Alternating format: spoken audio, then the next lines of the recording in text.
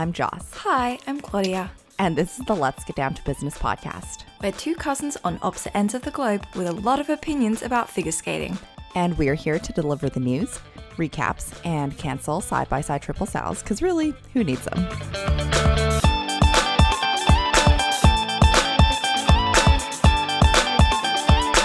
Hello, good morning. Good morning. Or good evening, wherever you are. But for us, we're both recording bright and early in the morning. For you, it's midnight. For me, it's 6 a.m., so the things we do. The things we do with coffee. With a lot of coffee. An essay. Yes. Well, welcome to our Skate Canada recap episodes. In this episode, we will be recapping women and pairs.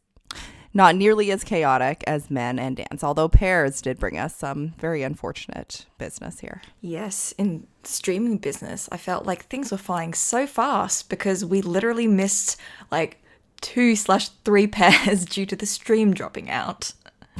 Great. Thanks, Peacock. Thanks everywhere. The service that we pay for but don't receive. But Skate Canada never failing to deliver drama, I guess. There was some big drama coming into this GP as the Russian skaters struggled to get visas to get into Canada. And, you know, there was all this kerfuffle about, oh my gosh, are they going to arrive in Canada in time to do that mandatory quarantine? Like, are they going to be able to compete? What's happening? I didn't think they knew. I think Aliona Kostornaia was just like, we learn everything from the news. So, like, you guys know exactly as much as we do, but they did manage to source some last-minute visas and were able to fly across. Thank goodness, because this competition definitely wouldn't have been as drama-filled and moment-filled without them. I think there was one team who, I don't think it was the Russians, but one team who missed their flight connection to Vancouver. And like all the way from Europe. Oh, was it? I think it was the German pair. Yes, it was the German pair. They missed their flight connection and then came in super late. That jet lag must be real shit. Yes, I think all of the European skaters were talking about the jet lag and then the really strict quarantine measures that they aren't used to. So COVID hitting once again, even though we're like a month away or like 2 months away from 2022. My gosh. Speaking of strict quarantine measures, we will speak about that when we get to the men's event. Claudia was very lucky to watch the CBC stream of the event, thanks to VPNs. I unfortunately had to watch the Peacock, which again didn't work. But there were some very interesting commentators on the CBC stream. Yeah. So like I could have watched the ISU stream, but then I realized the commentator was from... It's the same commentator as Last Worlds. I forgot his name, mainly because I don't like him. Simon, thank you. Simon says... Not worth the brain space. It really isn't worth the brain space. He's like... He doesn't really do his research. Doesn't even look at like the updated ISU bios for the music. Says really terrible things about the skaters. Yeah. Calls jumps incorrectly. Like, have the planned content sheet out in front of you, maybe? Maybe that would help, just saying, while you're commentating an international skating event. Also cannot pronounce names that are not like Jimmy, Sally, and Bob. That is the gospel truth right there. Anyways. Fortunately, the CBC stream had some very special guests. Who could also pronounce names incorrectly, but we'll forgive them because the team was led by Ted Barton and we had guests on such as the likes of Elijah Balde, Patrick Chan, Megan Jahamel, Caitlin Osmond, Kevin Reynolds, Caitlin Weaver, and they provided actually like really nice commentary and I was really appreciative of it. And so I'm just like, VPN, I will use you since I did pay for you also. Yeah, I mean, the CBC stream also had its technical difficulties. That graphics you see at the top left-hand corner while the skaters are skating, as well as the ones in the kiss and cry, they took a while to come up. And I think it was like a global outage for everyone during pairs because all the streams died, essentially. Nothing worked during pairs. Absolutely nothing. It was because SUI and Han were in the building. And so the stream was just like, oh my God, don't know what to do. Let's black out. There's a glitch in the Matrix, so says Alexander Summerin. We'll get to that later. We shall get to that. Okay. But let's dive straight into pairs, shall we? Yeah, pairs was interesting. As it always is.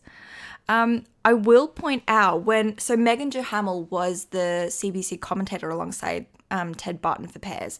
And she said something really, really interesting. She said that in pairs warm-ups, sometimes the pairs will talk backstage or like pre-warm-up about who would do what element where. So they'd kind of organize their warm-ups so, crashes and collisions could be minimized. And like, we don't really see that in dance. We see so much more chaos in the warm-ups, but I found that pretty interesting. But also, like, I could imagine that happening because things can be so dangerous. You're literally chucking people across the ice. So, yeah. All right. Well, let's get started with our 8th place finishers, Zoe Jones and Chris Boyadji from Great Britain. Oh my God, big love. I want to be Zoe when I grow up. Big love. Just saying. I want to be like a third of what Zoe does when I grow up, because please. Unfortunately, their short program to rise up, there were a couple of rough elements there. The catch on the twist was under, as well as Zoe putting her hand down on the throw triple loop. However, always a pleasure to see them. Absolutely. Who gives a fuck about her putting her hand down? She's 41. It's fine. They're just elements, right? Who needs them? She landed her side-by-side double axel. Side-by-side jumps were a win in the short program. I'll take any side-by-side jumps that I can get from pairs. Truly. Any of them. She's 41, a mother of 3, at the Grand Prix. Wow, I did not mean for that to rhyme. I do apologize. Okay, so settle down there, poet. Settle down there, poet. It's 12 a.m. and I'm just spitting rhymes.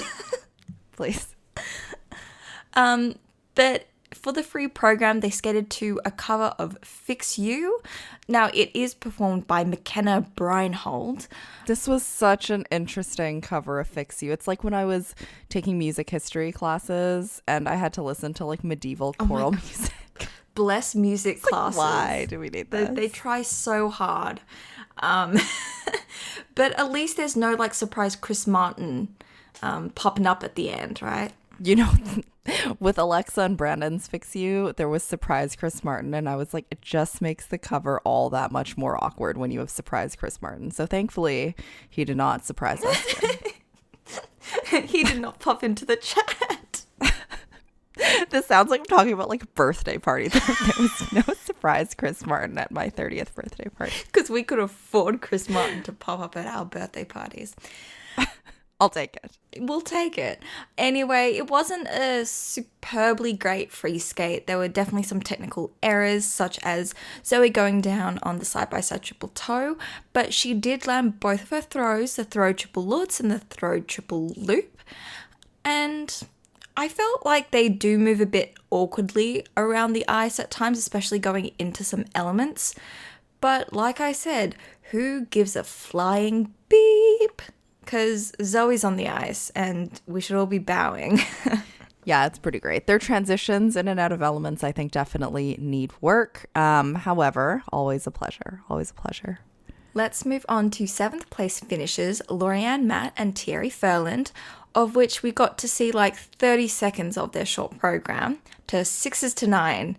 6s to 9s by Big Wild. I do enjoy this, the name of this song. It's not quite Fat Bottom Girls, or Squirrel Nut Zippers, which made an appearance in last year's World's Gala, but I'll take totally forgot about Squirrel Nut Zippers. I'll never forget. How do you forget? It's just in the back of my mind because it's just such a unique name. Well, unfortunately, Peacock did have some issues while airing their program. However, we did catch a little bit of the tail end of it. The tail end being the final combo spin, where I found out that Thierry is really not good at spinning, like zero flexibility in the shoulders, and that combo spin was a mess. Yes. However, I shouldn't be talking because I also have zero flexibility in my shoulders due to sitting hunched over at a computer all day from working at home due to COVID. But anyways. Currently adjusts posture because I'm doing the exact same thing right now. as I slouch in my chair immediately right now. However, we did catch their free program to Waves by Dean Lewis. I did find their costumes a little bit odd. It's kind of like on Microsoft Paint where they only give you like 8 very basic colors and one of them is called cyan. It was definitely that color. Cyan is not the appropriate color for this program. Like, I need it to be like more morose. Like, cyan's just like, I'm here and happy, but like, this is sad. I mean, it's a nice color. I just don't think it's the right one. Yeah, it doesn't fit this music, but Lorianne looked nice in it. Side-by-side jumps, though, they were relatively safe. They did a triple toe, double toe. Well, Lorianne only did the triple toe because she had to step out of it. Yes, and then did not tack on the double toe. Then side-by-side triple salves were safe. Yes, and then they had a throw triple lutz and a throw triple loop. Both went all right, although she did have to hang on to the landing of the lutz. And I think that they were definitely more pleased than they were about their short program. The 30 seconds that we saw of the short program, they did not seem incredibly pleased. But who knows what transpired in the first minutes of that. However, again, Thierry demonstrating that he needs to maybe not work from home for 8 hours a day slouched over his computer. And although not perfect, close call on the lutz there and the mistake on the side-by-side jumps, I do think that the free went a lot better for them than the short. For sure, because, you know, Lord knows they only actually skated 30 seconds of their short program. They just stood on the ice and was just like, I just want to do a spin It's fine. at the end. But it was really nice to see them. It was also somewhat bittersweet to see Kirsten Mortowers and Michael Marinaro compete because Oh, no. this was a competition for them. According to all the streams, Kirsten and Michael did not skate their short program because, they skated it, but like it was in a blacked out arena. It wasn't actually. The stream was just dead for their entire short program and we saw nothing of it. But they did do a triple twist, side-by-side triple toes with negative GOE and a throw triple loop. And so apart from the opening twist and side-by-side jumps, the rest of the elements got positive GOEs, averaging around the +2 and +3 region. And they scored a 66.43 to come in 4th for the short program. And then this free program, man. You know, I'm really sad about this. I don't think that these calls should have been made. Like, they're being very strict and mean about this. We'll get into this. Okay, so first of all, the free skate is to Carry You, which I love. Okay, this is a good program. I love it. The costume's also very nice. Kirsten looks lovely. Michael looks simple, but that's fine. He's a Paris man. We'll deal with it. The triple twist was a little awkward in the throw. She came down basically parallel to the ice, which is not ideal. Yeah, which makes Michael's catch a lot harder because the guys have to catch the girls at their hips. And with Kirsten like parallel to the ice, you're just like, I'm just gonna like freaking hug her to catch her. So it was a little awkward. However, they went down to the other end of the ice and did a very lovely triple sow, double toe. And I was just like, ooh, side-by-side jumps, let's go. And then there was a big ol' throw triple loop. And then here's where I wouldn't even say things started to go wrong, but they had to redo a lift entry it was a reverse axle lasso lift that they wanted to attempt. She didn't leave the ice, as far as I could see. There was no kind of partial lift that Michael did. It was just hand placement, and then they were like, nope. And then very quickly they reset and went into nice lift. And it initially was called and they were given points on it. But then by the end of the program, we saw the tech box drop by like 10 points at the end. And I was like, Jesus Christ. Yeah. So they lost like a full 6 to 7 points, base value points. That's not even including GOE for a lift that they did. Now, I haven't had the time to go look over and scan the rule book, but from our knowledge, if you don't leave the ice and there's no like full intention to do a jump or a lift, full intention as in like, I'm assuming Michael's starting to push Kirsten up, then like we all Gucci. Yeah, I also think that, like, even if the rule book says that that is a botched lift and that they should have lost the points, I don't think that it's very safe for the skaters, because rules are implemented to keep folks safe and obviously, you know, performing to the best of their ability. But, like, I would much rather them not go for a lift if they don't begin the vertical portion of the lift, if she 100%. doesn't leave the ice, rather than start like a wonky vertical portion where she does leave the ice and then has to complete the lift in order to maintain all the points. Like, I feel like if she doesn't leave the ice, they shouldn't have gotten those deductions. However, she was talking to someone on Twitter, I think it was Jackie Wong from Rocker Skating, and he was saying that basically some similar stuff as what we just said, and she actually said that the call was legit. And I was like, yeah, but is it safe? Legit, maybe yes, but is it really safe? Questionable. 100%. It's like at the most recent Olympics where the gymnasts didn't get a one-touch warm-up, and FIG, the International Gymnastics Federation, were like, yeah, just go out and the first thing you're going to do on it is do on all the apparatus is compete. And everyone's just like, dude, that's really not safe. And they're like, do it anyway. Like, safety is the first thing that should be considered, especially in an event as dangerous as pairs. Like, I don't want to see people falling from lifts 6 feet or like almost 7 feet up in the air. Thank you very much. So no. And the rules should reflect that. Well, thankfully, the next element went all right. Yeah, they had a few nice choreographic elements with Kirsten swinging around Michael's neck.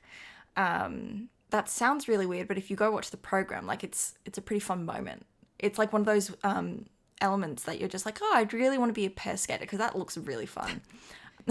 And then you realize all the trash that goes down. Yeah, exactly. Like, maybe I'll just watch it or advocate for change. Also possible and should be done. I'll be in the stands with signs. But yes, they did go into some lovely side-by-side triple toes deeper into the program as well. So well done, guys, on side-by-side jumps.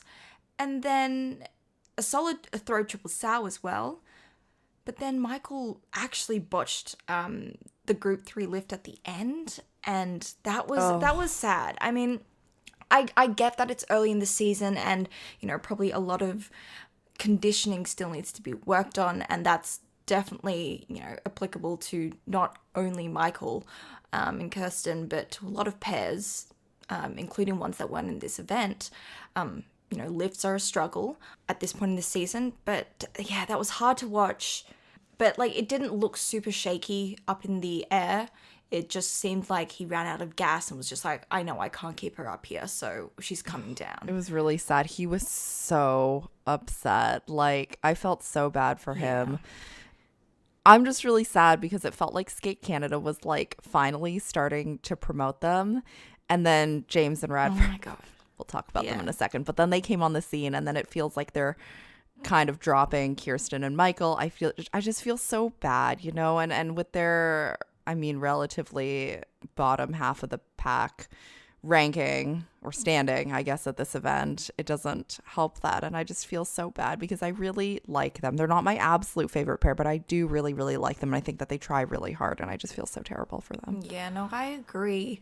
And it made it even more heartbreaking when, you know, you saw Michael so mad at himself and then Kirsten's just like, it's all right. It's all right. Like from the moment the program finished, she was just like, it's all right. It's all right. And she was trying to console him and he was just not having any of it. He just felt so bad. Get you a supportive friend like KMT. I know. KMT also has a supportive friend in the shape of her bedazzled water bottle. Like, I was like, how do you have intel on her friend group? Her emotional support water bottle. Emotional support water bottle that is bedazzled from top to bottom. There is no part of the water bottle that is like not covered.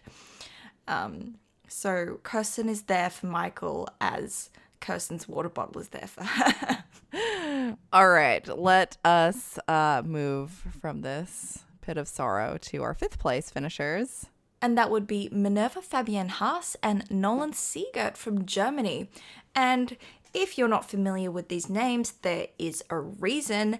So this couple missed 2021 Worlds due to Minerva having a torn ligament, which caused her to be off the ice for 4 months.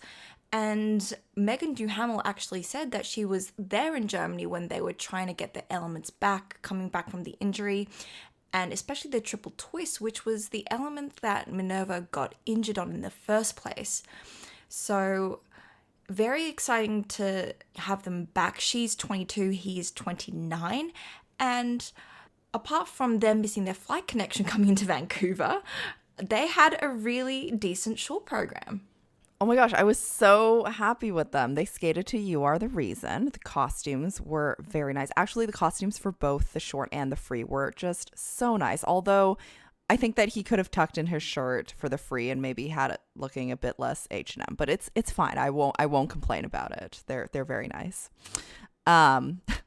In the short program, their elements were lovely. They had great side-by-side triple toes, which more than we can ask for. Side-by-side, I'll take anything that I can get with side-by-side jumps. A great throw triple sal and really nice lifts, great transitions, great flow. We love to see it. It was a great program. It was such a pleasant watch, and it was reflected in their scores. They scored 67.93 to finish in third for the short program. I think that was definitely surprising for a lot of people, but I mean, if you watch them, you know, it was definitely deserved. So well done to them. Unfortunately, in the free skate, which their music choices are really fire, they skated to People Help the People by Birdie. Oh, I love Birdie. I truly love Birdie. I know, the resurrection of Birdie is very, very welcome. And they had... The resurrection of Birdie. I mean, she's been gone for a little bit. And it's nice to hear this again. And Minerva was in this lovely, like, forest green number. Nolan was in this nice beige top. I'm a fan of this color match. Like, well done. So nice. So seasonal. That's very true. Very seasonal. They went nicely through the side-by-side triple toe, double toe. And then things started to get a little... There were mistakes that were eking in. So she had to step out of the throw triple loop, double-footed the throw triple sow, and for me, at least, it felt like the free skate had something a little off compared to their short program the day before. Maybe just a lack of energy and connection with the audience and with each other. Definitely kind of jet lag could have played a big role in this, in their energy levels dropping. But I really like them. I think they're a very pleasant team to watch with great costumes, which is always appreciated. Yeah, and as much as I love Birdie, I don't think that the music is very, like, there's not, like, that big build to the end. Like, it's very, like, tranquil and lovely. But I do think that the music also needs more peaks and valleys because, like... You know, it gets the audience hype. It gets the skaters hype. I don't think that Birdie necessarily brings that particular hype. However, they were so lovely to watch. I'm glad they're back. It looks like they're not injured or she's not injured anymore. And hopefully they can pop some melatonin and, oh my God. And feel okay again. Pop some melatonin, describing my nightly routine. Anyway. It's like that meme. Like when you're 18, you just want to like stay awake and party. But when you're 30, you just curl up with your weighted blankie and your melatonin and your white noise. Is it bad that I'm not yet 30 and that's exactly me? I'm also not yet 30. It's coming soon, but I've been engaging in this routine for far before I turn 30. I am 24 going on 45. I can't wait. All right, let's move on to our fourth place finishers, and that is the new team of Vanessa James and Eric Radford. You had the pleasure of watching. Is it pleasure? I'm not quite sure if that was the right word, but Megan Duhamel had to commentate on them on the CBC stream. So fucking awkward. So awkward. I think she was like mainly silent. You know, and I don't blame her. So Vanessa and Eric have competed quite a fair bit coming into this season, but this is their first big international meet as a new pair. Obviously, they are very experienced and have been around the block for a number of years with their previous partners. And speaking of previous partners, how awkward it is for Megan Duhamel to be commentating them on the CBC stream. At least she's with Ted. And know that their coach is her husband's sister. Oh gosh, I saw that pop up in the Yeah. box and I was like, I didn't need that reminder. Let's move on. Yeah. But the people on the ice, at least, were skating to Shiny Happy People, performed by Ruben and the Dark It's a AG. very ironic name. Very here, isn't ironic it? name. Although not quite as bad as Fallen by Harry Styles, which is my favorite Harry song, and I know that people will get mad at me by that, but also don't skate to a song called Fallen. Anyways, way too much No, commentary. it's not way too much commentary. Fallen is like superb. It's excellent. Anyway, we'll talk about the short program first. It's true. I'm on a podcast. I need to be providing commentary. Just stop the commentary. Stop it. Anyway. They have lovely speed across the ice. They move very well together. Had a good triple twist, side-by-side triple sails, landed not their cleanest. Vanessa had to step out on the landing of her throw triple lutz, and I almost shit my pants because for their side-by-side spins, they went in on a flying camel and they were so close to each other. Oh no. Honestly, I had like Jessica Dubé and Bryce Davidson flashbacks. I was like, please Oh, get no. away from each other. And I feel like they knew that they were really close together and made sure to like have their spins travel like to the opposite ends of the rink. And I was like, I don't give a crap that the spins weren't in sync. I'm like, get away from each other, please. Yeah, and you can really tell, like, here, like, with those quick decisions on the ice that they are very seasoned Yeah, for skaters, sure. as they are. I do think that because they are very seasoned skaters, they have the skills. They have those in the moment thinking skills. I was like, I don't have any thinking skills right now. It's 6 a.m. However, I can tell that they are a new pair, just like paired together. At their ending was a little awkward, just in the choreography and the way that the program was set up. But all in all, some mistakes, but not the worst, not their worst outing. No. But yeah, that ending was a bit awkward. They're just like skating and then they like stop like in the middle It was of a little weird. of their path. I was like, oh, okay. They scored 65.02 and that had Vanessa shaking her head. Okay. But then let's move on to the free skate, which was to Fallen by Harry Styles, banger. And they also skated to Maelstrom by Carl Hugo. Okay, I do have to say that I really enjoyed the music cut, even though it was like fallen into an instrumental. I thought that it was really, really nice. I was like, wow, actually enjoying music cut. Who am I? Maybe that's just because it's Harry. It's true. I'll take anything. We'll take anything. You could even cut Boom Boom Pow into Harry and I'd be fine. Really? That's a lie. Please Yeah, don't do exactly. that. I was no about one to do say. this in the rhythm dance. I'll give people ideas. I need to stop. But this is a nice set of costumes for them. The teal and the maroon go very well together. It was nice and simple. Had a lovely triple twist to open. Then Vanessa went down on the side-by-side triple toe combo. Harry crooning in the background that he's fallen was just... He had the commentary there. I can quit now. Harry does the commentary. Well, can Harry come into the chat? Like, I can't afford him, but like, can he come into the chat? Welcome to the Love on Tour podcast. Oh my God. Don't. Imagine. Anyway. Oh my gosh. Apparently also, okay, just for Harry commentary, there was this TikTok going around that he sang at a show dressed as Dorothy from The Wizard of Oz this. at a show, I think yesterday. It was so good. It is really good though. I saw that this morning while I was like sleepy-eyed trying to wake up. I took a nap before this. Anyway. This kind of just describes how I feel about this free program. It's just like I somewhat switched off. It was just kind of me humming to Harry, TBH. I mean, the last lift was great though, but it just, I don't know. Maybe it was because they weren't skating well, but I just didn't really hit for me today. Or whenever I watched it, not something today. seemed off. Their entries into their lifts seemed a little bit labored. Oh, yeah. Actually, quite a bit labored. But, just not, I don't know, didn't quite hit, even though it was Harry. I don't know. Who knows? However, a team that did really hit, and although maybe not in their short program, but anyways, Ashley Crane, Cain-Gribble, and Timothy LeDuc from the US. Ooh, beautiful Ashley and Tim getting that bronze medal. So happy for them. So happy for them. But let's start off with a short program, which was a bit of a disappointment. Although I really like it. I think it has great potential if they skate this clean. It is to the White Crow soundtrack.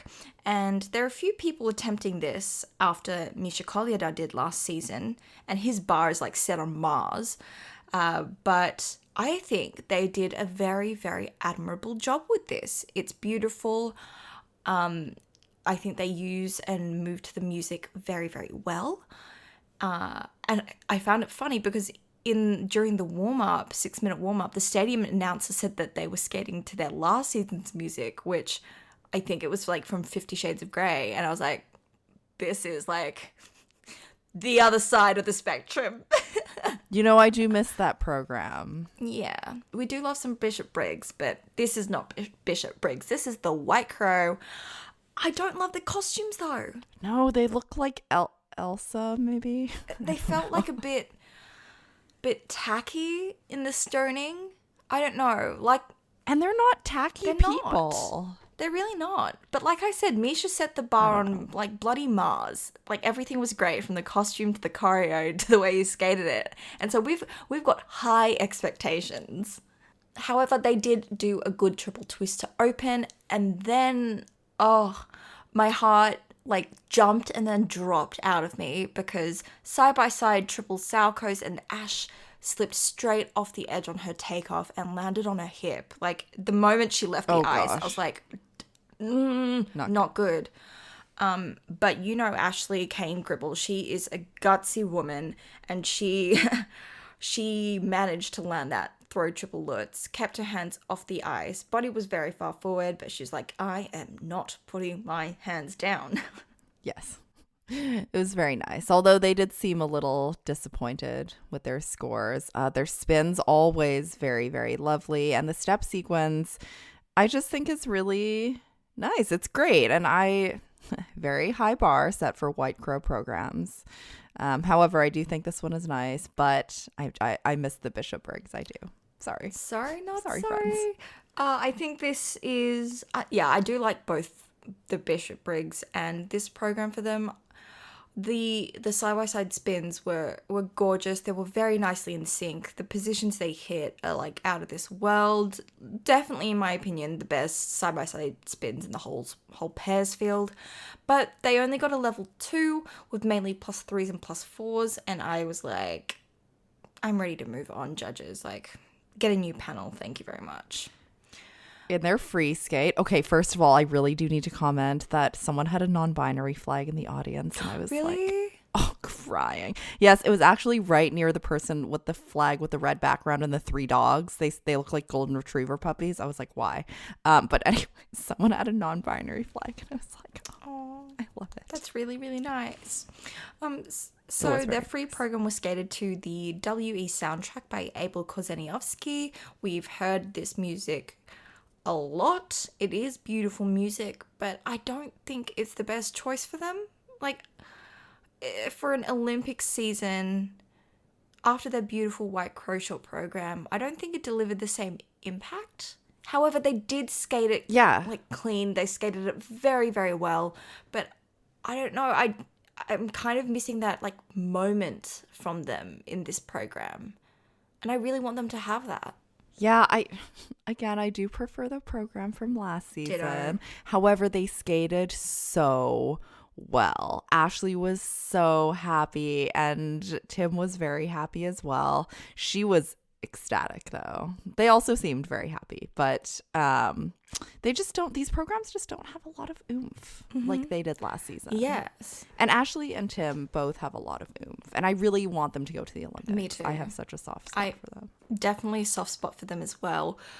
They did get a few under rotation calls on their side-by-side jumps, but who cares? They were on their feet. I'm like, I'm good with that. It's fine. It's all good. Very clean skate, and I was just so happy for them. They did come in second for their free skate, for third overall. Love to see them coming in second for their free skate. Just very, very happy for them. They got on the podium, and they can stand tall and proud. So happy. Let's move on to our silver medalists, Daria Pavliuchenko and Denis Khodykin.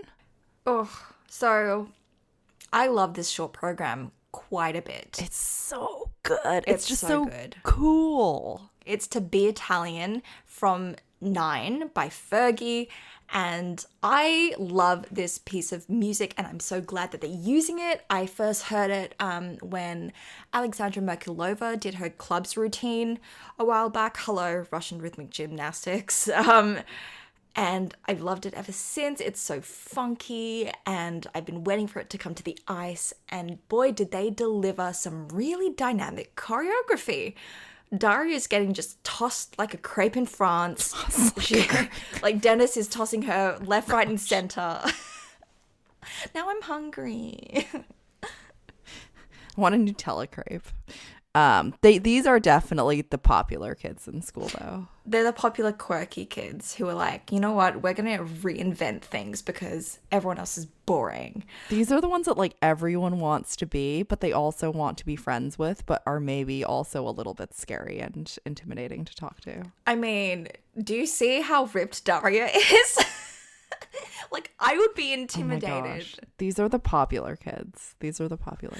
So they had a great opening triple twist, like superb, and they immediately followed. So as soon as Denis caught Daria, there was like this awesome like windmill transition out of it that I have never seen before, like actually never seen before. And I was just like, this is innovation. Put stars around it. Great timing of the throw triple loop to the music. Side-by-side triple toes were landed well. Denis was like super close to the boards. And this pair isn't typically known for having strong PCS scores or like performance quality / ability, but look at them now. They have improved so much in this area.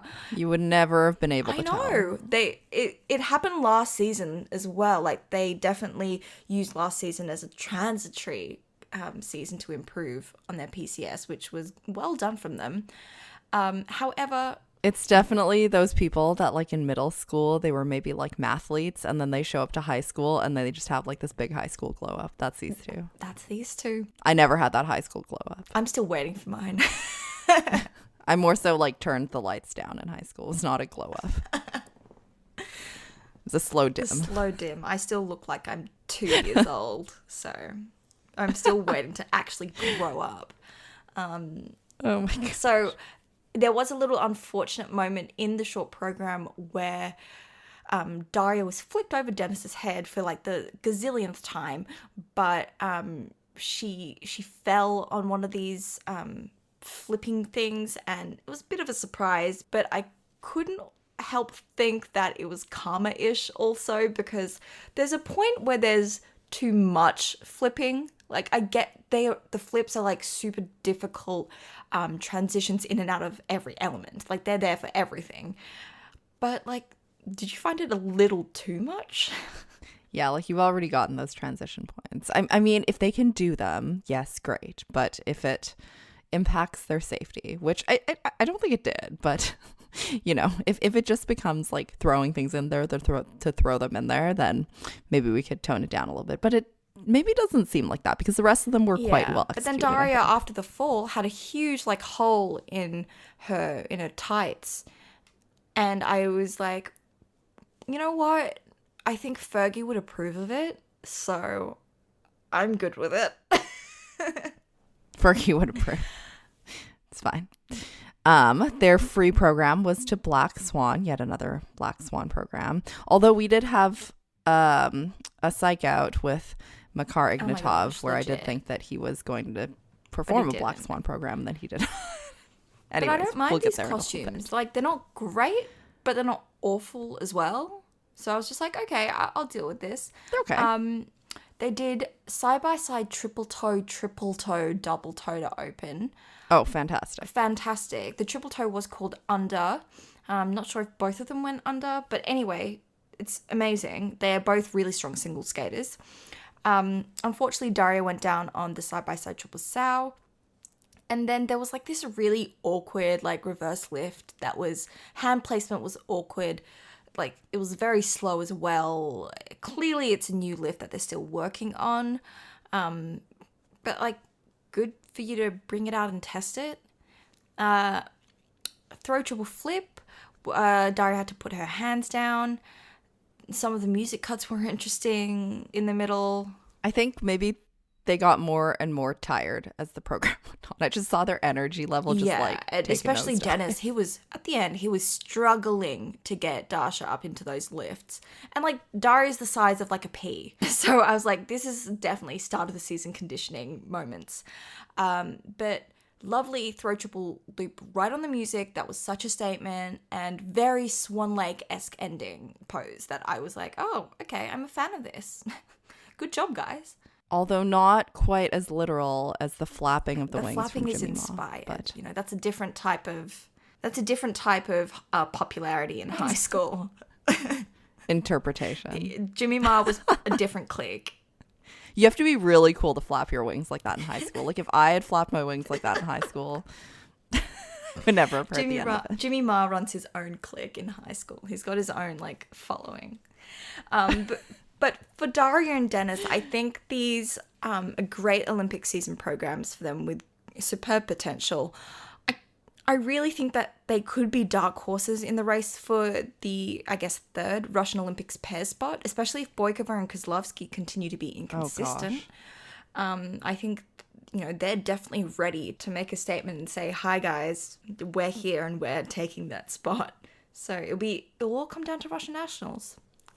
Okay, and let's move on to our winners of the event by a big margin and by no surprise, but boy, are we so glad to see SUI Wenjing and Han Cong. Oh my gosh, I think everyone had a collective aneurysm to finally see them on the ice again, and it was such a joy. Their short program, they skated to Mission Impossible 2 Orchestra Suite by Hans Zimmer, and they looked so hot.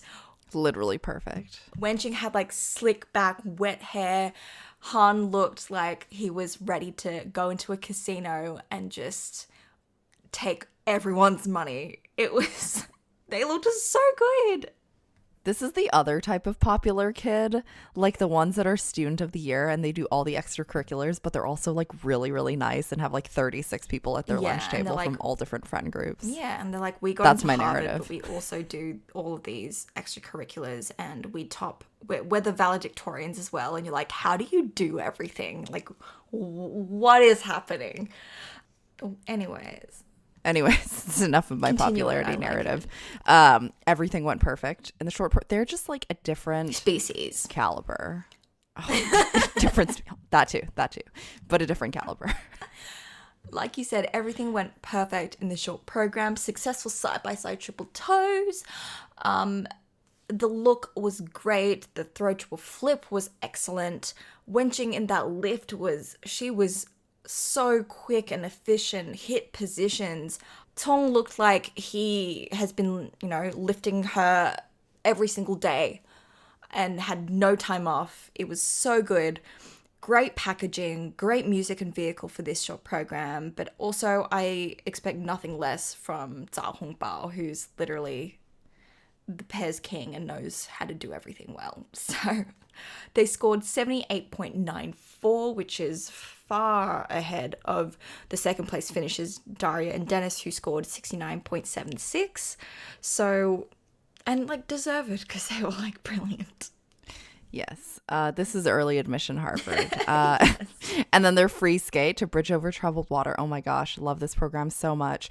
Imagine them skating this program clean at the Olympics to a home crowd, but the kicker is that there's only a domestic audience. Oh my God, I'm getting chills. I will actually die. I'm getting chills. You know that like the domestic audience will be... Just beam me up now. Yeah, they will be screaming their heads off. And like rightfully so, but this is such a subtle moment, if you know what I mean.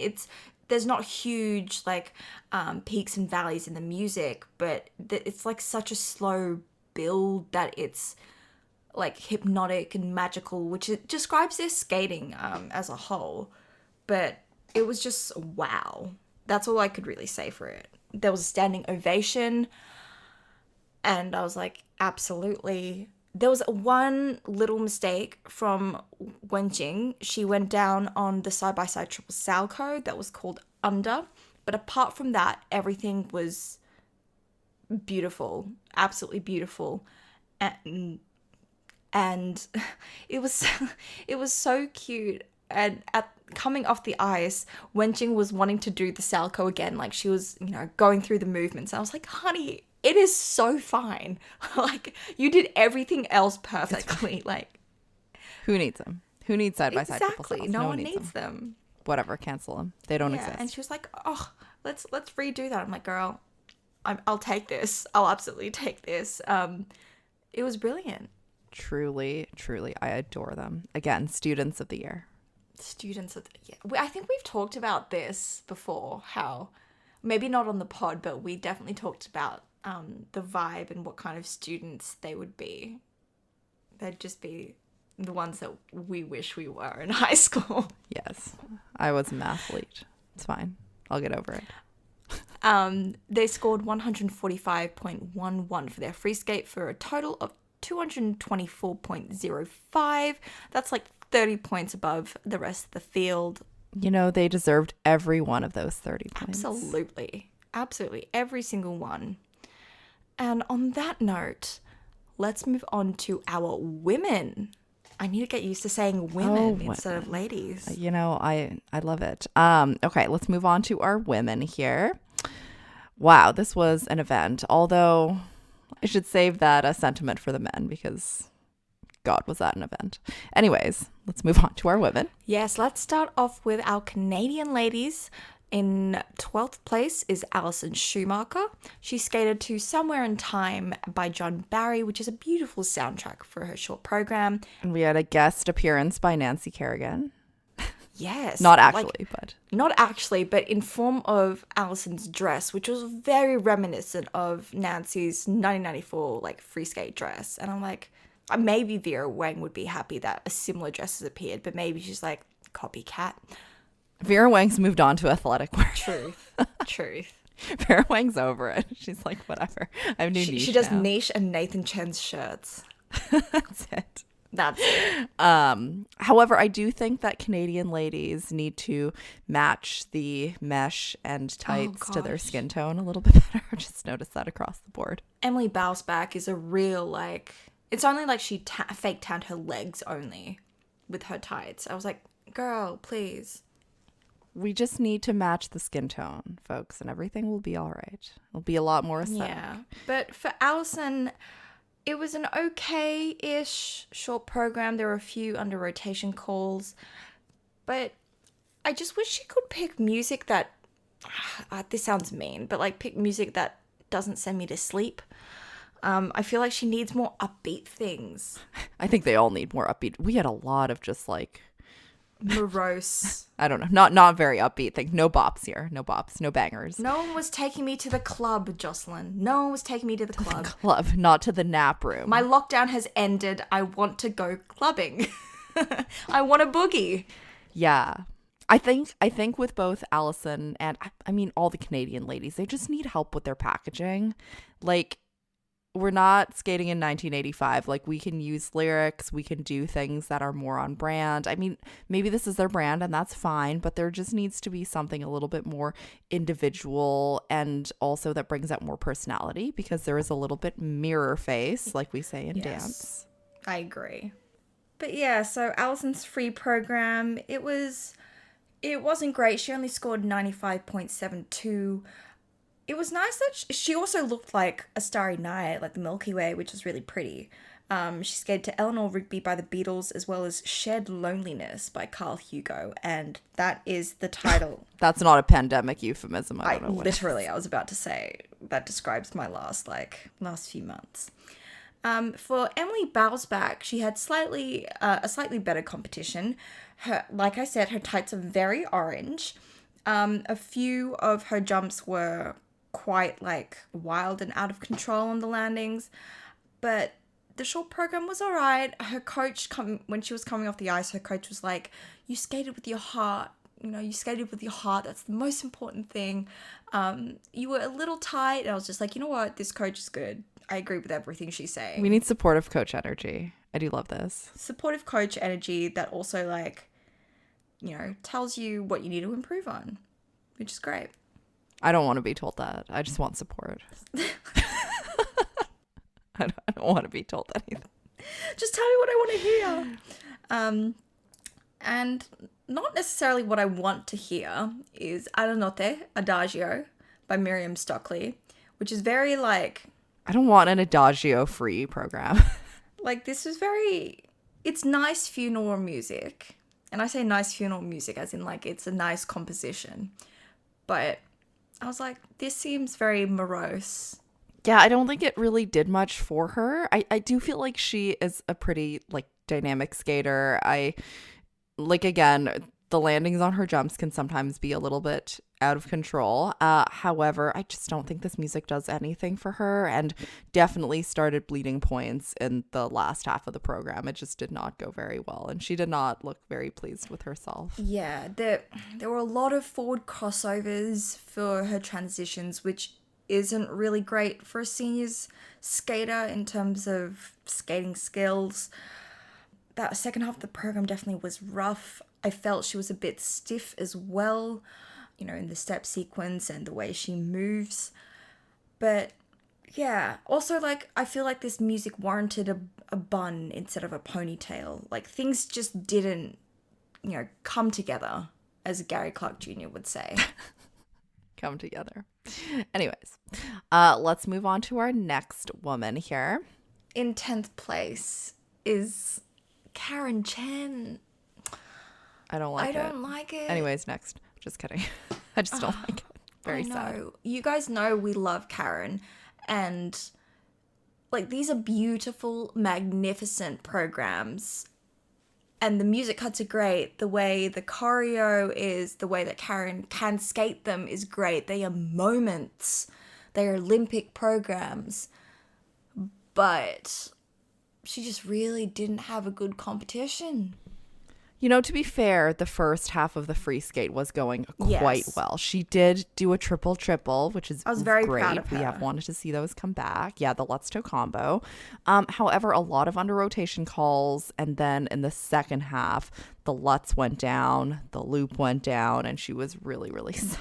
Both the Lutz and the loop were, number one, called downgraded, not just under rotated.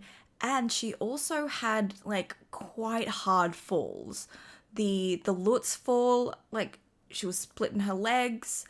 The loop fall, she fell really hard on her hip.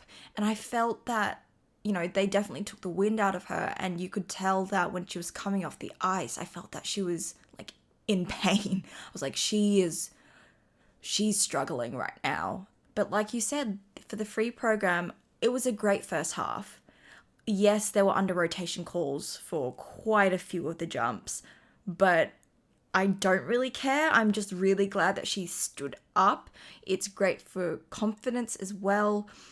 And yeah, that first half is the way that we want to see her skate to it, because it's a beautiful program and she had a beautiful costume. I don't know, we didn't even talk about the short program. Gosh.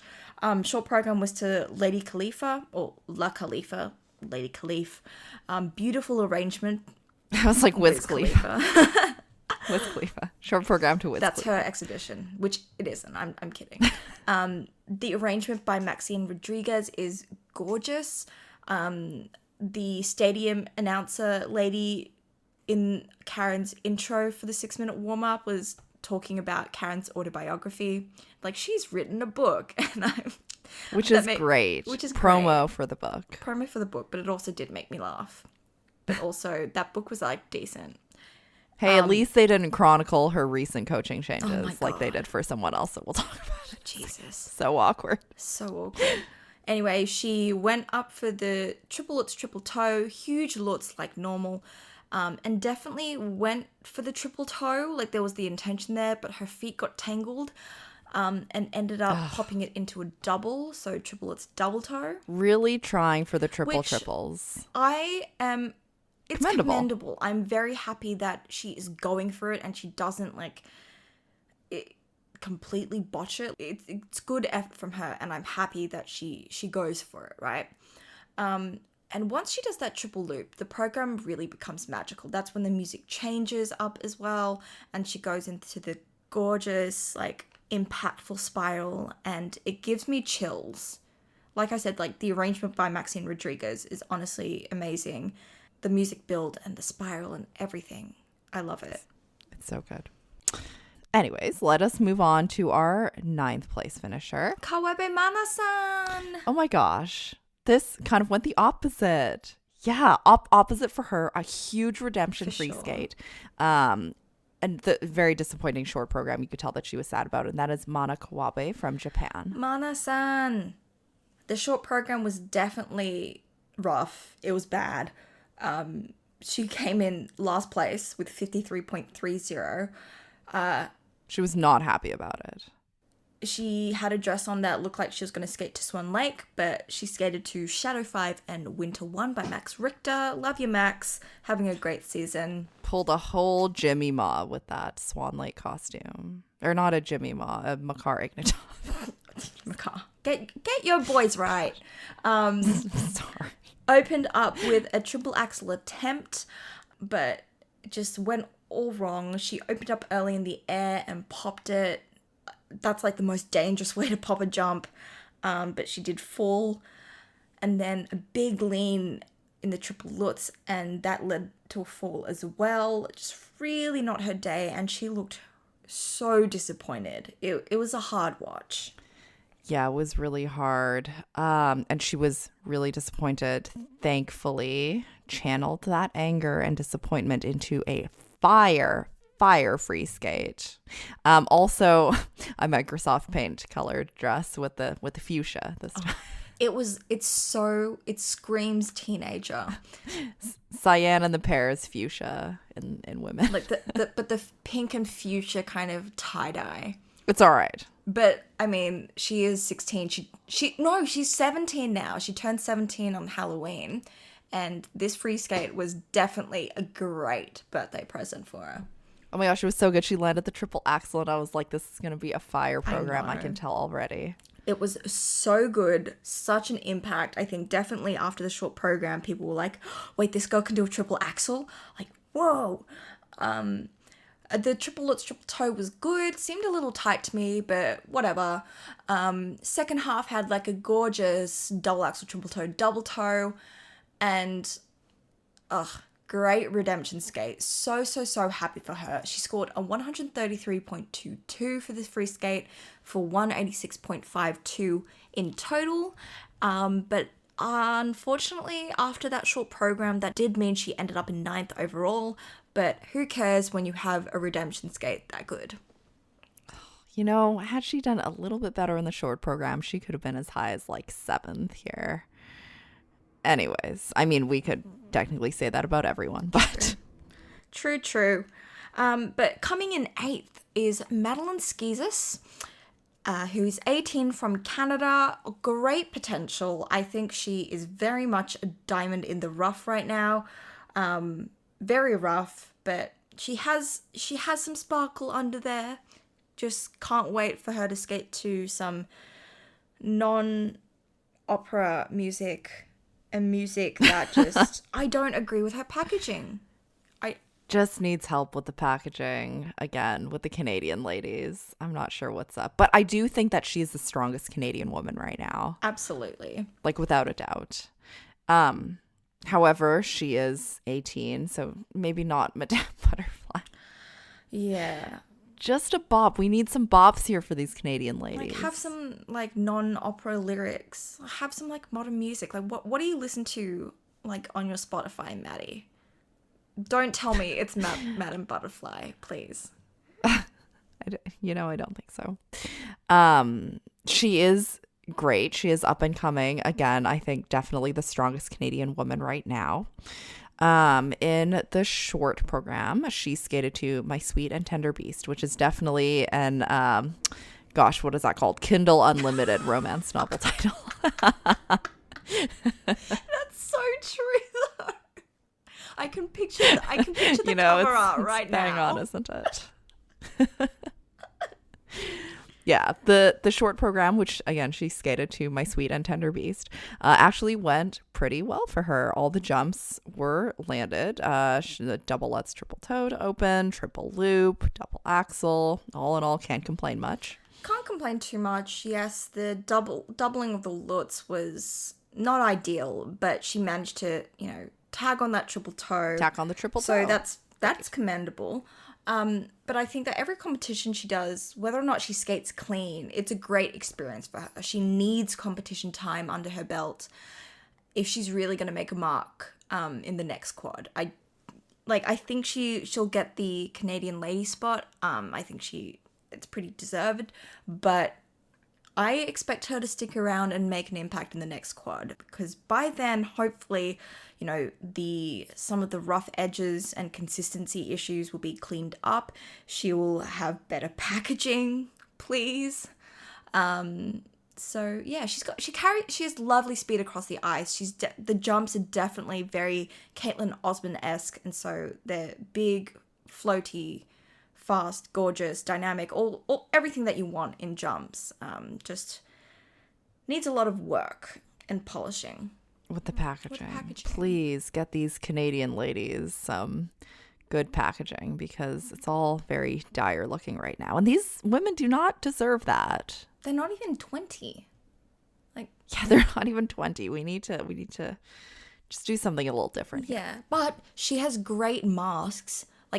In her Kiss and Cry. It's true. It's so true. Her masks matched her costumes. And I was like, this is consistent effort that we don't see on the ice, but we appreciate nonetheless. Start your own mask line, sweetie. All right, let's move on to our 7th place finisher, Hae-in Lee from Korea. And this was, oh my gosh, everyone was freaking out because in the warm-ups, they were like 7 women have a triple axel. And everyone's like, who is the 7th woman? Who is the 7th woman? I saw Elaine Chartrand tweet about it, and everyone was like, what? There's a 7th woman? And she was the 7th woman. Miss Hae-in Lee. Love to see not a great short program. She skated to Ave Maria, and I was like, Ave Maria. It's a lovely skate. Again with the packaging and the morose music. Yeah. We need to lively it up in here. But also, I somewhat forgive you for skating to it. I'm just a little bit bored of Ave Maria. You're 16, sweetie. Don't skate to, Gloria in Excelsis Deo or something. The music that we all sing in our choir at Christmas time, and we're like, oh my god, I was gonna say it's almost the Christmas season. It's the Christmas season. I'm 12 and I'm singing Gloria in Excelsis, 5 million versions of it from the ages of 8 through to 17. I'm done. Oh my gosh. However, the free skate's so much better. It's beautiful. I love this free skate. It's very nice. One of my favorites here. Me too. The costume is divine, and it is for sure a homage to Korea, which is the music she's skating to. It's beautiful. It really, really is. The triple Lutz, triple toe was called in the quarter, but who cares? It's gorgeous. She had a triple Lutz, Euler, triple sow. Both the Lutz and the sow were called under. But look, apart from I would give it a 90% or 95%. I really wish she would give a little bit more face, but she skated clean. She was so emotional at the end. She was teary. The crowd loved it. They cheered so much for her. I keep forgetting she's also super, super young. I'm you literally have so much time. Yeah, she has so much time. Korean women, honestly, I think are really up and coming. I'm so excited for so many of the Korean women this season, and I think that maybe in the next quad we will really start to see some movement there, because these women are so young, they have so much potential, and they're really delivering with their skating. I'm really, really excited. And it's so funny because we've seen and heard of them for so many seasons, yet they're still 16 through to 18, and I'm Right. What is going So on? much time. You guys have so much time. Their technique is impeccable. I mean, Yuna Kim is a great person to learn jumping technique from. So I'm very excited for them. Absolutely. Do you know who else I'm excited for? Oh my gosh. You know who? I was literally just going to say I cannot contain my excitement for Wakaba Higuchi, my queen. So, her skates. Okay, I'm speechless. Dead. I'm speechless. So, okay, I do have a bone to pick, but not with Wakaba. It's with everyone else. No one likes your song by Ellie Goulding. What's wrong with people? it's okay. It was almost my wedding dance Wait, song. actually? I mean, it was a very early contender, but like, what's wrong with people? No one likes it. Shame. Rings the Game of Thrones shame bell. Shame on all of you for not liking this. Where's your taste? Everyone's taste went into that beautiful tie-dye of colors in Wakaba-san's Oh, it's so nice. costume for the Oh my short. It was so lovely. We Gorgeous. have like a light baby green costume with like baby purple and blue accents. It's so lovely. You know what else is lovely? Your song by Ellie Goulding. You didn't even get paid for the amount of promo you do for your song. By Ellie Goulding. Which no one likes. You're wrong. Your opinion is wrong. I don't accept Like it. Dance Mom Holly would say, you're entitled to your wrong opinion. You're entitled to your wrong Which opinion. is my favorite All of saying. you complaining about this on Twitter. So Wakaba did a lovely double axel. Instead of the triple axel, I feel like she definitely wanted to go for a clean skate here, which can't blame the girl. She did a triple lutz, triple toe. Both jumps of the combo were called on the quarter, but it was a solid jump. Good triple flip. Did get an edge warning, but look at her enjoying herself in the step sequence. I was living for it. Oh my gosh. You know why? It's because it's a good song. Shut up. Shut up. But the song was good. You can tell she clearly enjoys herself. She's skating for herself, for the love of it. Loves the song, obviously, because she has to hear it in the rink like every single day. And because it's a good one. And because it's a Okay, I'm good gonna stop. one. Everyone, you need to get royalties or like some bonus for this. I need to sponsor me, Ellie Goulding. Okay, you know who else should sponsor us? It's the Lion King musical. Oh my god. I mean, for free merch, I'll do anything. I'll take it. We'll She's take wearing a crown in the free skate.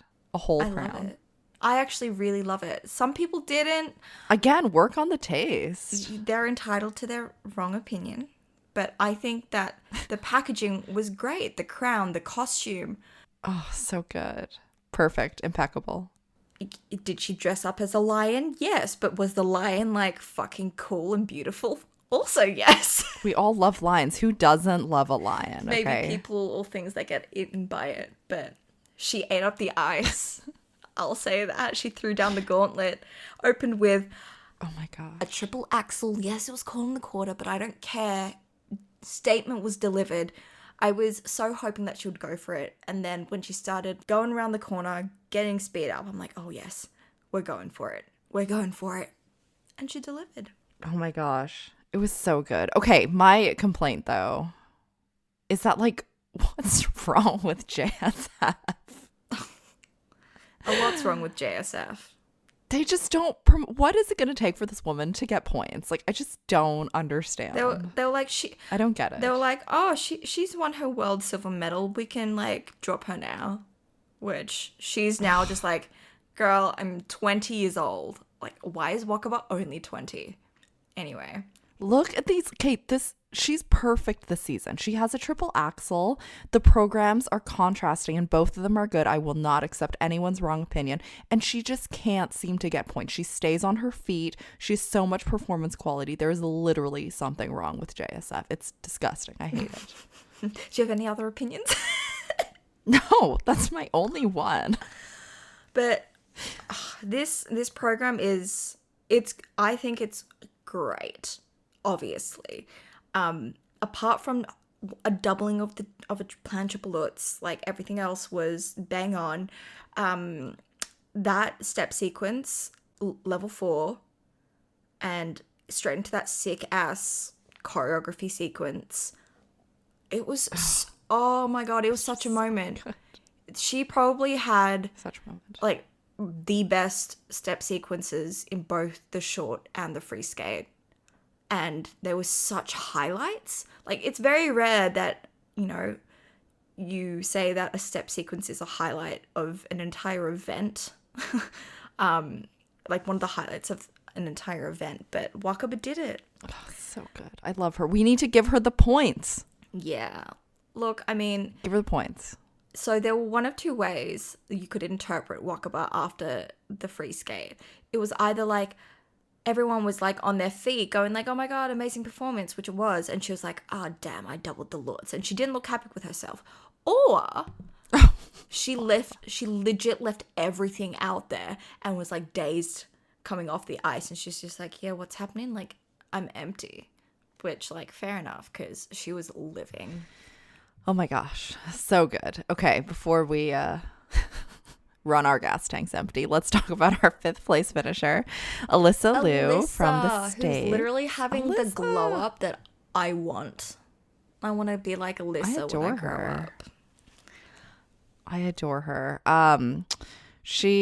So I really like her packaging. I think her packaging is great. She just is such a joy to watch. Like, no one is happier than Alysa Liu skating. And do you know why, guys? Is because she legit enjoys what she's doing, which is the most important thing. Yeah, she took the time off. She got new coaches. She really worked on her packaging. There was this one competition, it was like an early in the season competition, and she did like single jumps, and everyone's like, Alysa Liu's done. I'm like, nope, she is absolutely not, because she actually enjoys skating. You can tell just from her face and how she is. I adore her. She's just phenomenal. I am legit so proud of her and her team, because after winning senior US nationals at the tender age of 13, the amount of criticism that has been thrown her way, it's like so everyone rude. decided to dump like the Great Pacific garbage patch on her, like a tons worth of criticism on her. And her and her team, they literally took all of the criticism and worked on it, and they actually delivered. Yeah. Like that And she's so happy. and that's hard. So good, so happy. That's hard. And she's managing to stay in love with her sport. And look, is there a ways to go? Absolutely. There are definitely things that I've picked up on that she still needs to improve on. But look how far she's come. She's humble, hardworking, and that's all you want from a skater. Like a skater that constantly improves. And the fact that she's taken all this criticism, turned it into like constructive criticism to work on, it's amazing. She's only 16. Like, so good. So good. Had a little bit of a trouble with the axles here. In the short program, it was under, although she did stay on her feet. However, in the free skate, she fell. But in interviews, she was like, well, whatever, I fell, it's fine. Other people fell too. We love the attitude. It's all going to be okay. She's got her head screwed on right. Yes, she was, however, skating in both programs. I felt like a little bit on top of the music. Mm-hmm. I think my dance teacher would be very angry at me if I danced when I dance on top of the music like that. But it's okay. I think it's early in the season. She doesn't seem particularly disturbed by her performance, so we're not disturbed either. She shouldn't be disturbed. It was decent. There are obviously things to improve on. They weren't awful skates by any means. You know, honestly, like, I don't really care. She's one of those skaters where, like, I don't really care what she does technically out on the ice. I just want her to be happy and healthy and continue to improve. And whether she does quad lutzes and triple axels or she does singles for the entire competition, like, there's a plan behind it. And the girl's working smart. That's all I have to say. Yes, she is happy and healthy. Wait, what song is that from? Oh, good for her. She looks happy and healthy. Not me, if you ever care to ask. The truth has never hit harder. She should skate to Olivia Rodrigo for her exhibition, just saying. That'd be great. We need a bop like that. And you know, wouldn't that be fun? Very fun. Okay, let's move on to our 4th place finisher, because I almost cried. Oh my gosh. These Japanese women are truly serving it. MIHARA Mai-san I want you to know that you are gorgeous and precious, and we are just so happy that you are here and skating and healthy. Oh my gosh, perfect. Just saying. Oh my gosh. Okay, so in the short program, it wasn't terrible. It was okay. It was just that the reason why she was 7th in the short program was just like a lot of people skated better, and that was fine. But it wasn't a bad skate at all in the short program. No. She skated to I Dreamed a Dream from Les Mis, and did you notice she was using the Glee version? It was Adina and Leah Michelle. Yeah, it was like, wait. I was a Gleek back in the day. Obviously, a lot of very problematic folks on Glee. Matthew Morrison TikTok is not a place that I ever want to be, but it was a Glee version, and I was immediately transported to my Gleek days. Not a huge fan of the bell sleeves, but literally that's my personal preference. I'm not a fan of bell sleeves, but she looks gorgeous in it. She can do nothing wrong in my book. Lovely double axel to open, triplets, triple toe. But she was so happy with herself. She was crying, and I'm like, I'm crying. Don't do that. Just wait for your free skate, Mai. Just wait. Anyway, her step sequence in the short program was also like very lovely. There was like a lot of great but not over the top upper body movement. Only level 3 though, which I was like, this sucks. Not that she sucked, but I was like, come on, judges, please just like at least like fat finger it and click the 4. Anyway, Jimmy Ma had a lot of over the top upper body movement. flap those wings, boy. Sorry, just had to say that. This is the first thing it reminded me of. Anyways, free skate. Fairy of the Forest and Galaxy piano version by Yuko Toyoda. I tweeted, I was live tweeting the event very poorly, I might say, but I live tweeted that the count should stop. We should stop the event. Skate Canada has been won. That's it. By Mai. Event over. And that's it. And look, she almost won the free skate, let me tell you. Did she come 3rd? I think she came 3rd. Yeah, she was 3rd. She was 3rd in the free skate.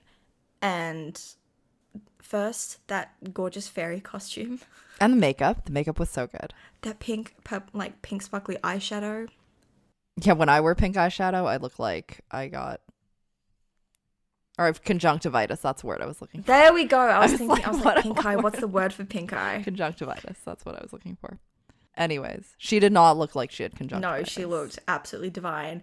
And she, in the middle of her program, there's a choreographic move where she literally is putting a crown on her head. And I'm like, yes, you put that crown That's on true. your head, man. She was one of the only skaters who didn't get any jump calls. Wow. Look at her go. Maybe she should skate pairs. Oh my God. She could do the side-by-side jumps for everyone. We have the triple lutz, triple toe, double axel, triple toe, triple lutz, double toe, double loop. It was so good. And then Literally perfect. There was like the flying sit spin into the step sequence that was beautiful. And I just think she's a very petite and slight frame. And so she's a very delicate skater, but she can also deliver some punch in the choreography and her skating when it's needed. Like, there's that energy and that oomph that, adds to her delicate, beautiful skating. And that is what you call a full package. Yes, this is the packaging that we need here. Yes. And also, the audience was clapping and cheering for her step sequence, which was a level 4 and was gorgeous. And also the choreo sequence Spiral. And I was like, can we please have some people standing at the end? Oh my gosh. The audience was supportive here. However, I do have to comment that the audience was a little dry at times. So that's It's Skate Canada.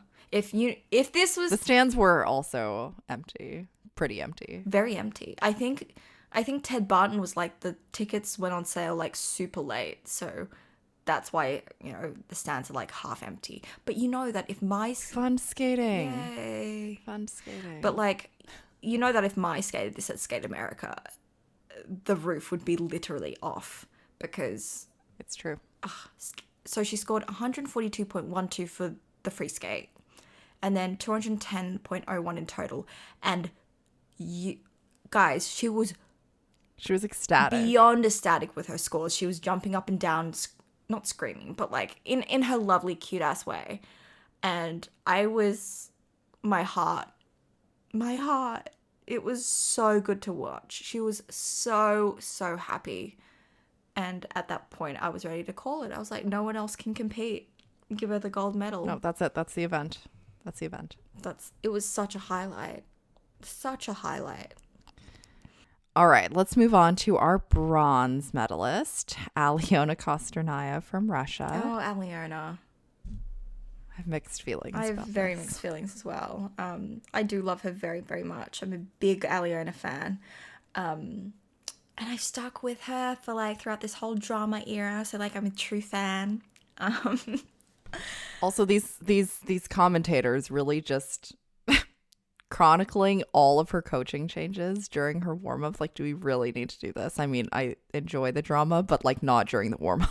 Aliona Kostornaia used to be coached by Evgeny Pavliuchenko after leaving her coach at Thierry Tutberidze, but then she asked to come back. I'm like, shut the fuck up.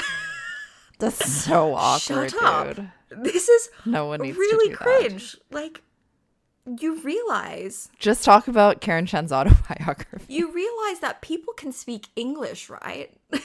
People have ears. Like, oh my gosh. Anyways, okay, let's talk about the programs. I've had enough of that. New programs, both of them relatively new. The short program to New York, New York by Frank Sinatra, but sung by someone in the first half, then Liza Minnelli in the second half. I do like Liza Minnelli. Me too. I think the second half is great. Is this an issue of like they couldn't afford to book Liza Minnelli for the whole thing? Like Alexa and Brandon couldn't afford to book Chris Martin for the whole thing, so they had to do a cover for the first half. I'd rather they just use Liza Minnelli for the entire thing. Honestly. Maybe they just couldn't afford her. Maybe it's because Aliona's funding got cut in half. They're just like, oh God. anyway. That's a That's whole the thing. whole thing. What do you think about this compared to Beth Hart? I'm not convinced yet, I think. I don't think she is either. You can definitely tell this is like fresh. She did say in an interview that after Finlandia, she came to the rink and her coaches were like, okay, we're changing the free program. And she's just like, yep, okay. And then for the short program, they were practicing her exhibition program, which was to New York, New York. She was like, in Canada, I plan to skate to it in English. And for my French GP, I was going to skate to it in French, which is really cute, actually, because she's learning French and English. And I thought that was a pretty cool touch. I wonder if she knows what Duolingo TikTok is like. Anyways, I'm going to stop. That's totally unnecessary commentary. Oh, now I want to go into language TikTok. I don't use TikTok very much. Anyway. No, wait, it's the Duolingo owl. That's just like a humongous troll. Anyway, okay, not important. Maybe the owl should be the mascot for Skate Canada instead, like the Geico Gecko is for Skate America. Maybe that'd hype up the audience and fill the seats. No, it'll just like bring you constant reminders that you aren't enough. Okay, anyways. Sorry, I was a huge distraction. I'm just here for the distraction, clearly. But then Aliona was just like, oh, we realized that New York, New York was a much better fit than the Beth Hart program. And I was just like, okay, sure.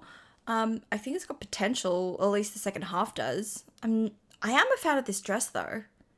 I think I love the fringe skirt. It's quite decent. Love the shoulders. It's different. I like the dress, Yes. although I don't love the free I program don't. dress, but we'll talk about that in a second. But she did start out with a triple axel that was landed. Woohoo. Yes, Called thank on the goodness. quarter. Look, I think a lot of it has to do with camera angles and the way she like lands. But yes, like for some reason she's starting to get rotation calls like in the free program, but whatever. Beautiful triple lutz, lovely height and ride out. And I was like, oh my God, good outside edge for you, sweetie. I mean, like, good for Aliona. Normally she has a dead flat outside edge, and we're getting her, like, leaning on the outside edge. And I'm like, good for you. By Olivia Rodrigo. Flip toe combo was a little tight coming up here. Step sequence also. A level 2 Aliona. I mean, Tisk, it did look tisk. pretty empty. Tisk. It did look pretty empty and a bit phoned in. Maybe it's just like a beginning of the season thing. Maybe, but also I think like in that last layback spin, like maybe it was that she was running out of time for the program, but it just looked a bit lazy. Like she didn't look like she was hitting the position, like in the Billman. She can do a much better Billman. It felt like she wasn't hitting the max that she could do. But yeah, like I said, program has potential for sure, but you can tell it's very new. She needs time to sink into it. But Kiss and Cry was funny. Thierry was trying to give Aliona a Team to Biarritz mask, but Aliona was just like, girl, I already have a mask on. Like, do you want me to double mask? Maybe she was salty from the fact that they were chronicling her coaching changes, and she was like, I don't want to be associated with anyone. But they laughed about it. Plain mask. They laughed about it. They did. They did. So she scored 75.58 and definitely lost around a point with the levels that she lost in the step sequence and the layback spin, as well as the automatic negative GOE that comes with a quarter call for the axel. So points on the table. However, just a reminder that Sasha Trusova scored 77 in Skate America last week without a triple axel and yes, with more levels, but also with higher PCS than Aliona got here, which even when Aliona is phoning it in,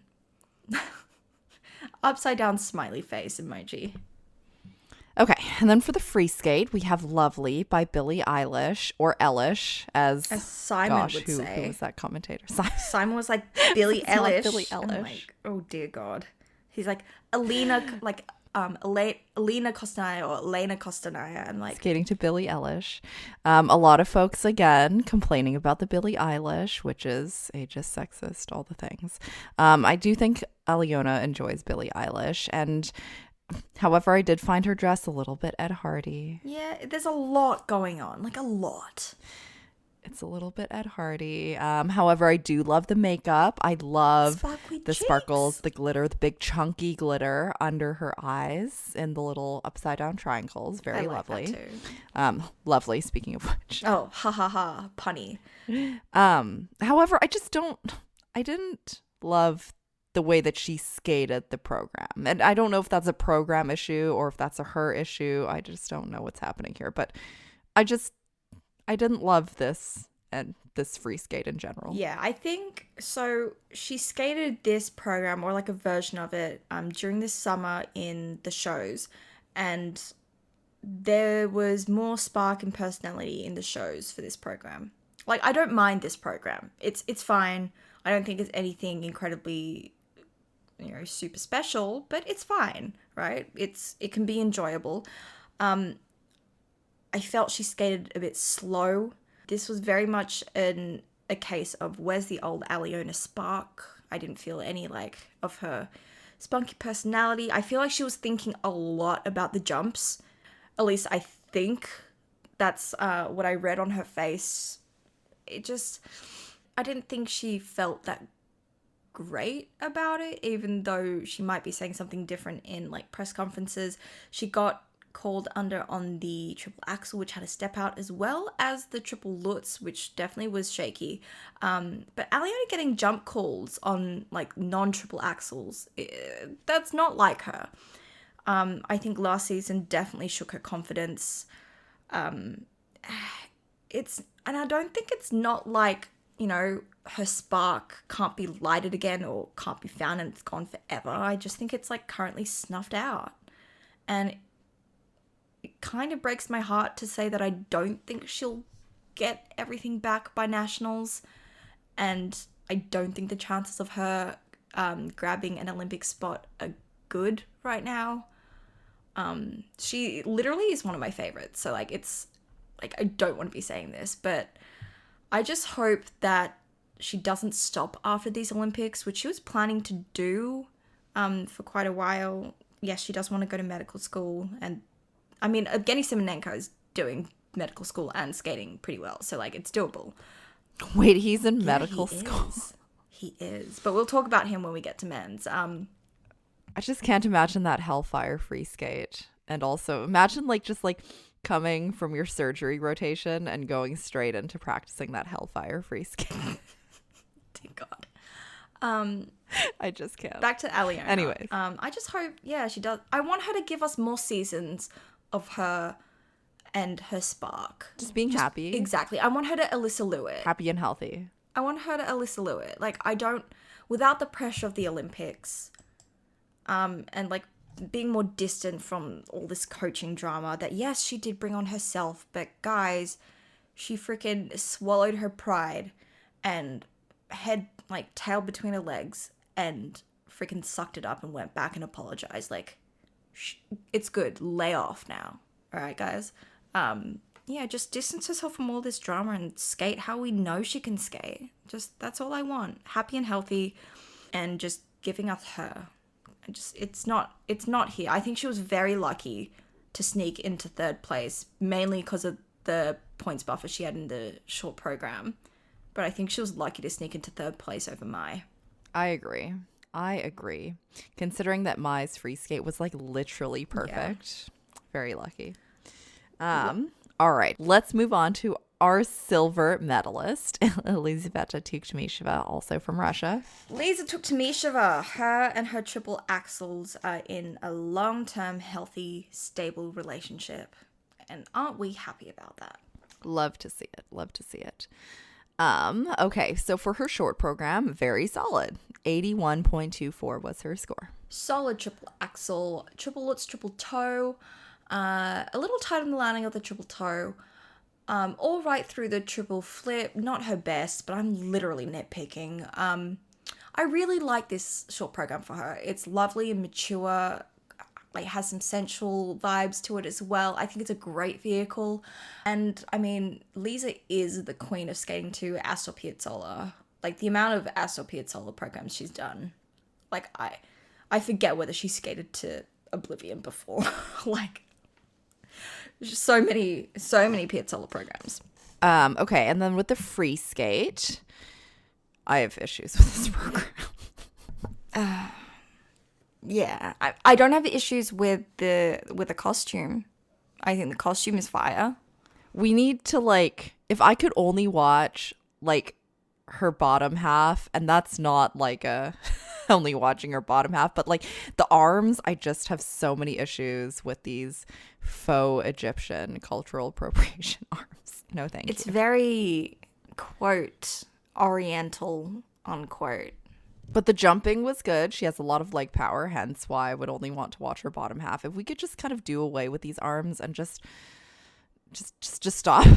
That's all I got for you. Yeah, like, it makes me uncomfortable to watch. I just don't want to watch it, which is very unfortunate because I'm sure she's worked very hard. I mean, she's done this for, like, her entire career.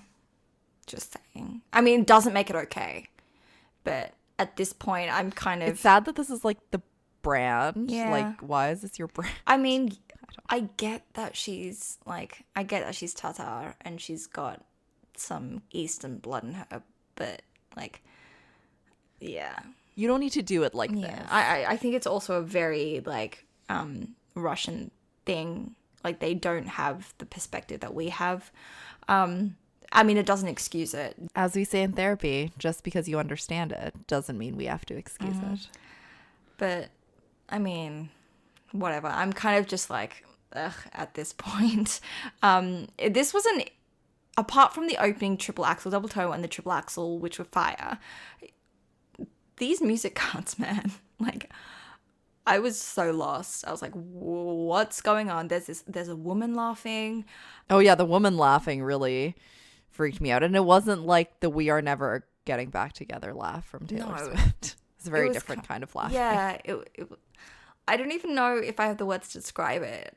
But then there's like a whole guy screaming, "Let's go!" And I'm like, what the fuck? And then it goes into this like dubstep clubbing music. I was like, this is odd. It's really weird. Also, a guy screaming "Let's go" is very Jake Paul, and I hate Jake Paul. Why do you have to? He did not have to be in this group chat. Like, Jake Paul is entertaining. I don't want any of the Paul brothers hate it in the chat. Thanks. When people scream "Let's go," it's just so Jake Paul. I like saying "Let's go," but like in a supportive way. No, but not like not that way. I'm Australian. No, not that I'm way. Australian. I'm so far This from is like Jake. This is Americans. Let's go. That it's. I'm gonna say this it's is the Jake Paul let's go, and well I then, hate it. I don't like that let's go, but the Australian let's go is, it's different. I will say. Maybe Tana Mojo is laughing in the program.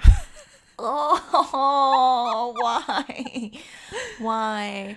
Oh my Anyway, but like, although that end bit is like really, really odd, that kind of pause in the music and then her getting into that final like pose, that's fire. That's lit. I really enjoy that.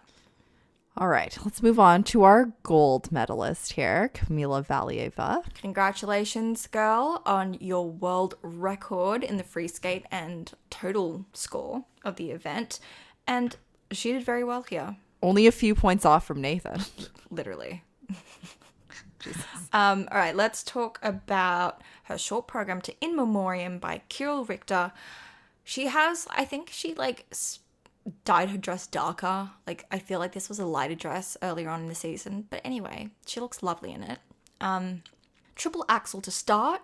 Lovely. A little over-rotated on the landing. But boy, does Kamila know how to change an edge to save a landing.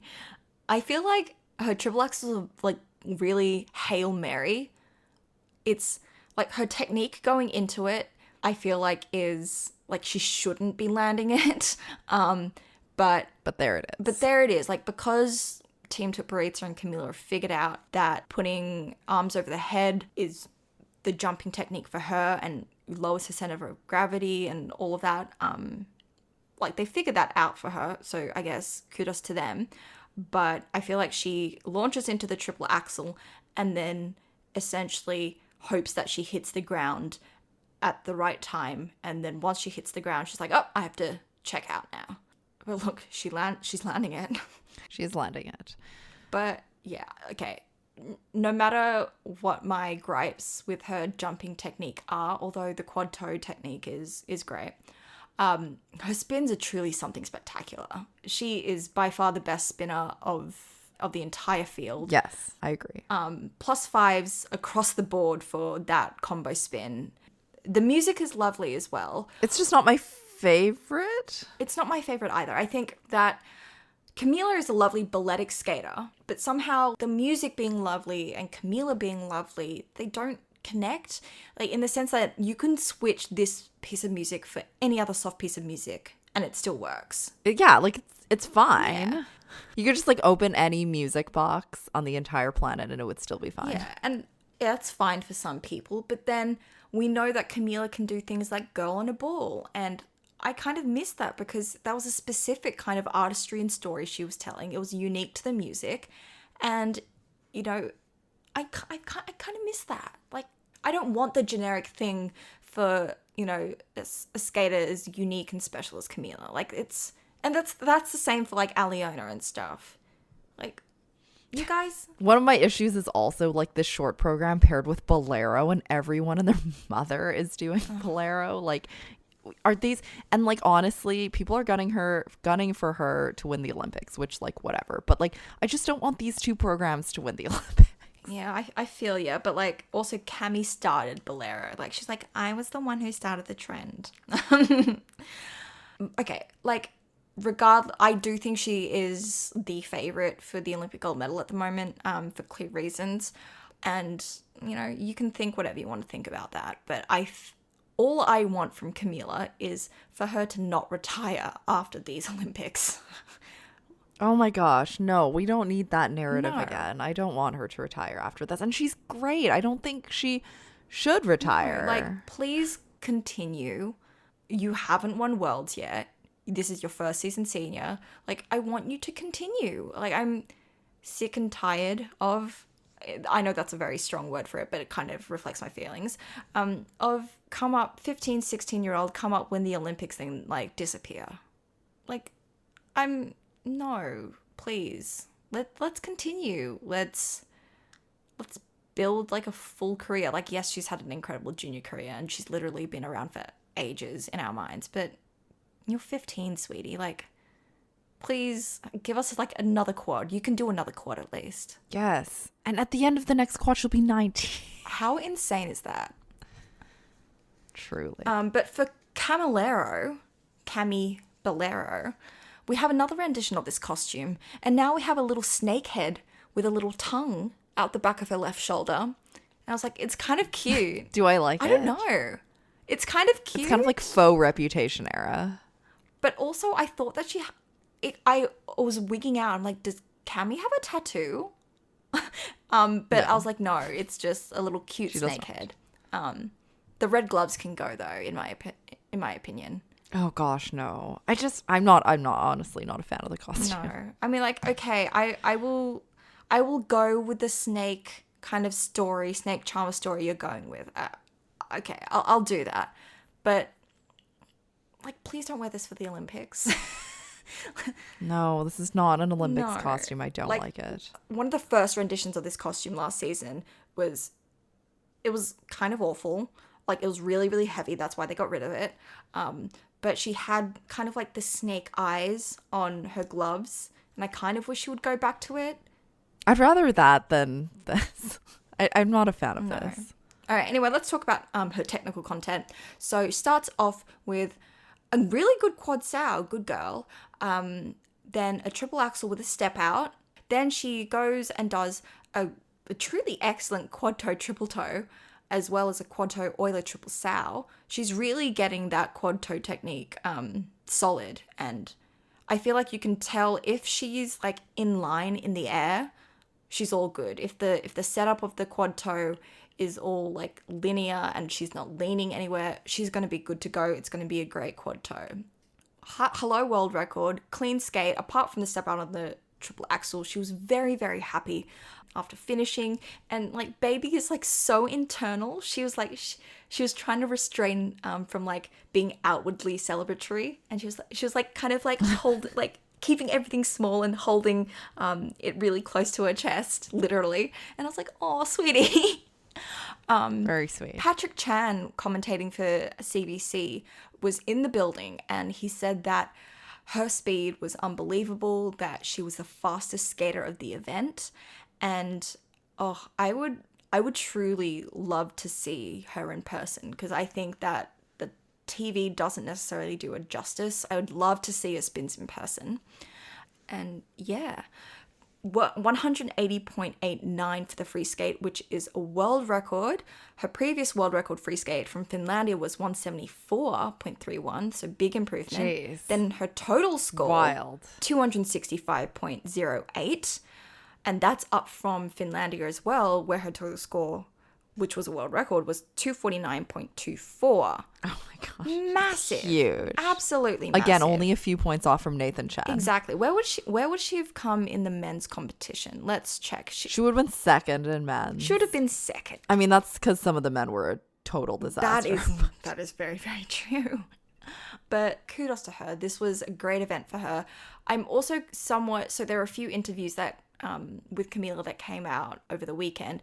And in one, she said that between Bolero and Girl on the Ball, she likes Bolero better. And I'm like, honey. Oh no. Where's the taste? This is like the people that don't like our song. Honey, please. But then, like, she delivered some other pretty banging answers.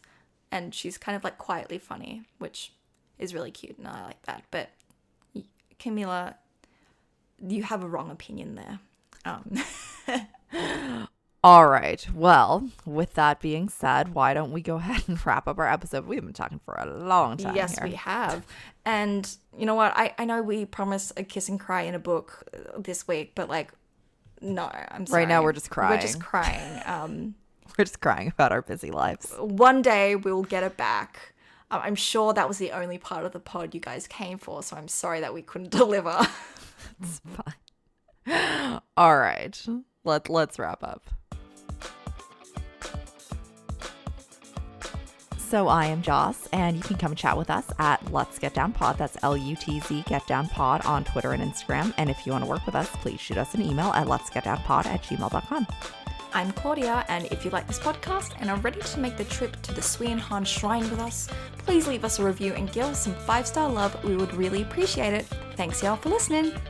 Talk to you soon. Bye. Bye.